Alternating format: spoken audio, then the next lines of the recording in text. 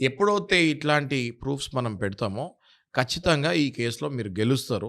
False allegations ఏసి, falls case పెట్టినందుకు అటు side ఉన్న మీ వైఫ్ మీద గూడా ఇంప్రిజన్‌మెంట్ పడే ఛాన్సెస్ ఎక్కువగా ఉంటుంది.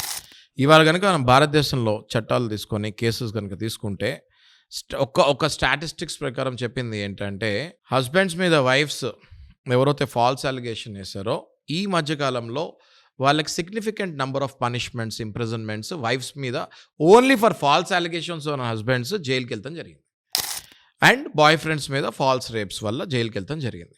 సో, బేసిక్‌గా మనకి ఈ వీడియో ద్వారా నేనేం సందేశం ఇద్దాం అనుకుంటున్నానంటే, మీ మీద ఎవరైనా డొమెస్టిక్ వయలెన్స్ గానీ, ఫాల్స్ రేప్ గానీ, 498 క్రూయల్టీ గానీ ఇట్లాంటి కేసెస్ పెట్టినప్పుడు వెంటనే మీరు టెన్షన్ పడిపోయి, ఆందోళన చెంది, నిజాలు మీరు మీ అడ్వకేట్స్‌కి చెప్పకుండా ఉంటే మీరు కేసు ఓడిపోయే ఛాన్సెస్ ఎక్కువగా ఉంటాయి.